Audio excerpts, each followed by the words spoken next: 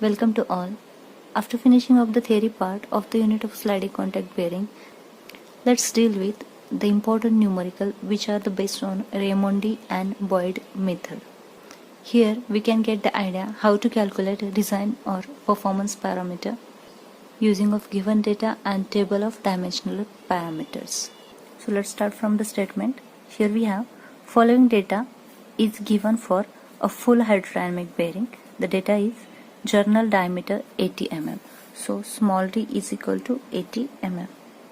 Then bearing length is 40. So L is equal to 40 mm. The next is journal speed.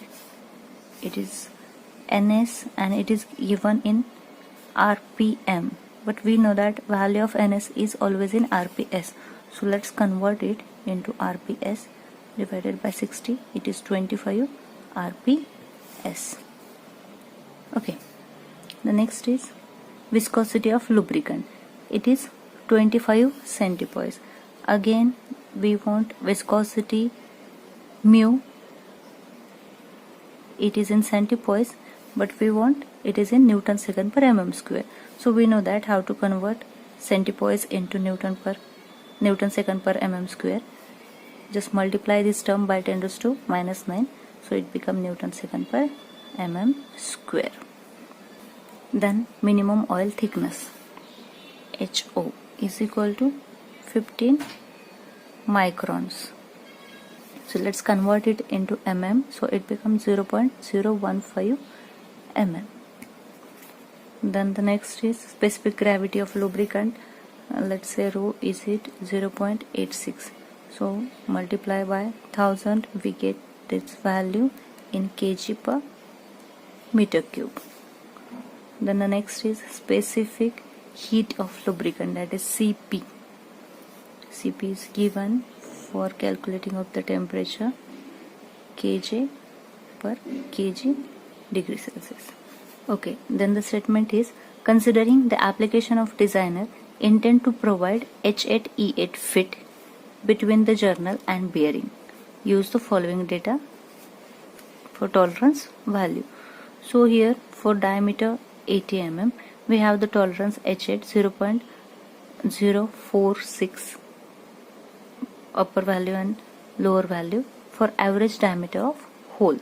So let's calculate average diameter hole first, that is dV. It is 80 plus, or we can say 8.00 plus 80.046 divided by 2. Okay, so it is 80.023 mm. Similarly, we have the tolerance value for shaft diameter. So let's calculate average shaft diameter. So small d average ABJ. Okay, it is 80 minus of 0.06 plus 80 minus of 0.106 divided by 2. So it becomes 79.917 mm. Okay, because of tolerances is given, so we calculate the average shaft diameter and average hole diameter. So let's complete the statement first, and then they ask calculate load carrying capacity of bearing. What is load carrying capacity? It's W, and we have W in the formula of P, pressure. So W upon we can say that area. Okay, so we'll calculate that later on. If we calculate the pressure, we able to calculate W. Okay, then the side leakage, that is QS. So if we were able to calculate Q by using of this ratio, we can able to calculate QS, and then temperature rise, that is delta T. So if we use the formula of heat generation, we can able to calculate this temperature rise. So let's continue with the solution. Here we have the given data. Also we have the average diameter of the hole, average diameter of the shaft. So we can able to calculate the clearance. Now clearance by using of diameter. So it become 2C is equal to dAV minus of small d AV. 2C because here we have the diametral clearance. So 2C is equal to, let's put the value 80.023 minus of 79.917. So C is equal to, we get 0.053 mm. After getting C, we can able to find out one dimensionless parameter, that is minimum oil thickness variable, HO upon C, because HO is given and C we calculated here.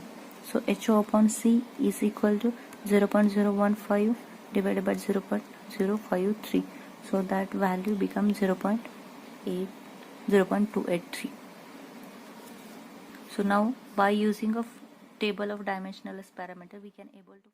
So here we have the table for dimensionless performance parameter, and we know the HO upon C value, but before selecting the other parameters, we need to first calculate L by D ratio. So our diameter is 80, L is 40, so the L by D ratio become 40 upon 80, 1 upon. So here we have the L by D ratio 1 upon 2, so we need to select the value from this section. So our value of HO upon C is 0.283, so it is lie between these two values. So Sommerfeld number comes between these two values. So to calculate that, we need to go with interpolation method. So let's calculate Sommerfeld number first. Here we have the table. Let's draw one graphical arrangement.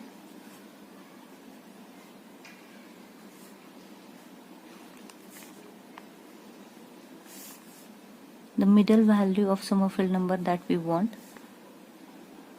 for HO upon C is equal to 0.283, and the lower limit is 0.2, upper limit is 0.4. means we want the value in between these two values, and for 0.2 the Sommerfeld number is 0.0923. For 0.4 it is 0.319. And for 0.283 we need to calculate the value of Sommerfeld number. So let's use the formula S minus of lower limit 0.0923 divided by upper limit minus of lower limit is equal to, first over here we take S minus of lower limit, so here is the middle value minus of lower value 0.283 minus of 0.2 divided by upper value minus of lower value 0.4 minus of 0.2.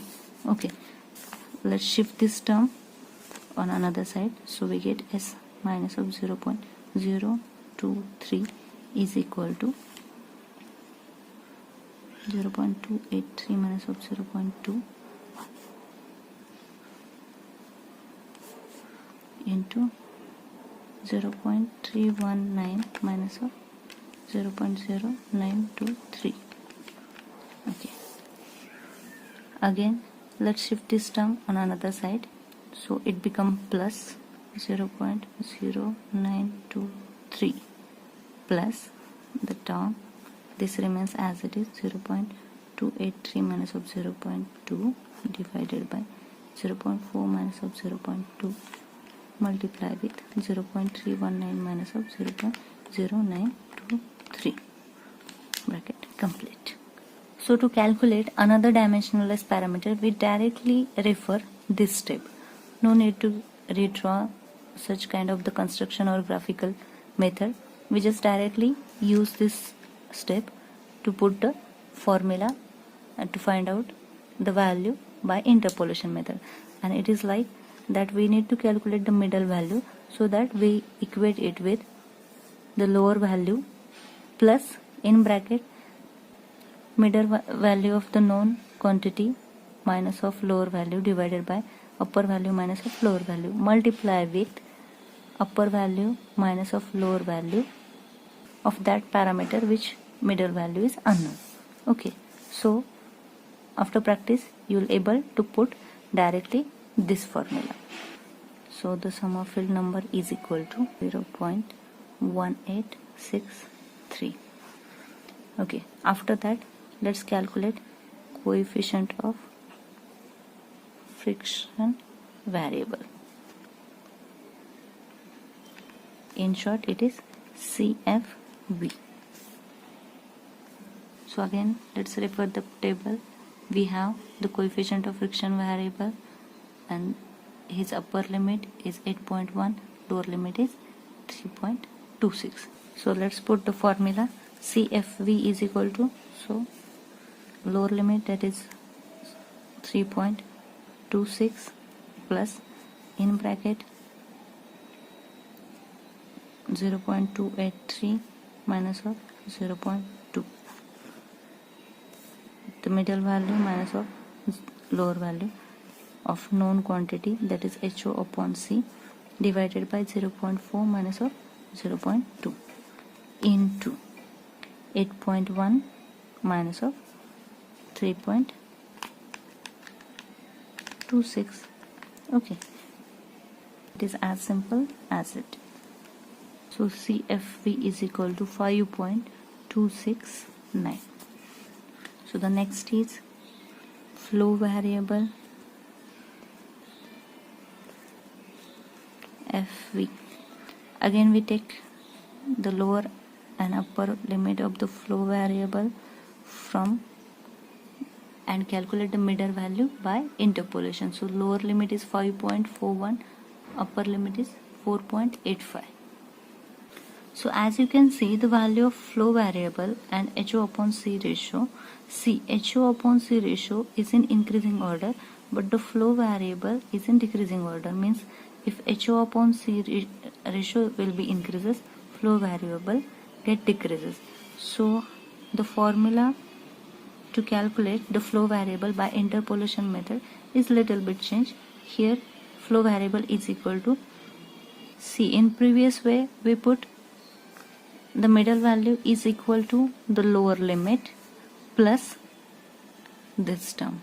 Now this term is remains as it is, means low middle value of known quantity minus of lower value, upper value of known quantity minus of lower value multiply by maximum value of unknown quantity minus of minimum value.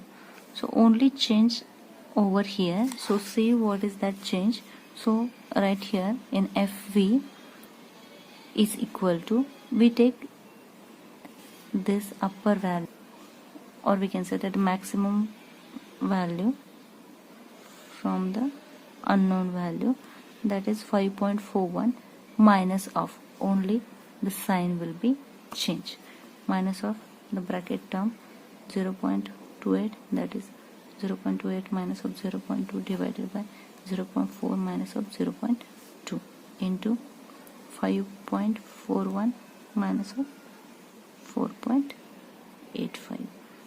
Okay, only that much changes here. That is because the lower value is more than the upper value. So here we put the minus sign, remaining term as it is. So we get FV is equal to 5.178. Then flow ratio FR, that is QS upon Q. Okay, again the value of flow ratio we are going to take from this table, but we want the intermediate value. So again we need to do interpolation. Again you can see the flow ratio is upper side, it is in decreasing, but HO upon C we know it is in increasing manner. So we need to use interpolation method which we used earlier in FV. So it is maximum value, that is 0. Maximum value near the unknown quantity, so it is 0.847 minus of, because the maximum value at lower side, so we'll put the minus sign, into bracket middle value of known quantity minus of lower limit, upper limit of known quantity minus of lower limit, multiply with maximum value from unknown quantity minus of less value from unknown quantity. So we get flow ratio QS upon Q is equal to 0.814. Now after getting the all ratios, we move towards the question, that is first is load carrying capacity. They ask for W. So before that we need to calculate P, because P is equal to W upon DL. So we use the formula for Sommerfeld number to calculate P. It is mu NS by P into R upon C. All values are known except the P. So let's put the value 0.863. We calculate the Sommerfeld number by interpolation method. Mu is given, it is 25 into 10 raised to minus 9 into NS is 25 divided by P. R is 40, 0.0 divided by 0.053 bracket square. So we get P is equal to 1.91 Newton per mm square. So we know that P is equal to W upon TL. So P is 1.91 is equal to W. D is 80, L is 40. So we get W is equal to 6112 Newton. This is our first question, that load carrying capacity. The second is side leakage. For that, side leakage is nothing but the QS. For that we need to calculate Q. So we have Q in the formula of flow variable FV. FV is equal to Q upon RC NS L. So we already calculate FV by interpolation.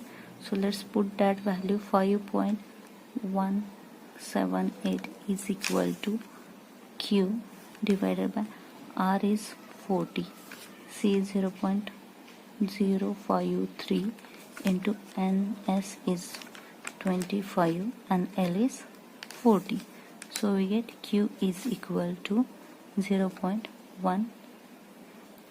Q is equal to 10978 mm cube per second.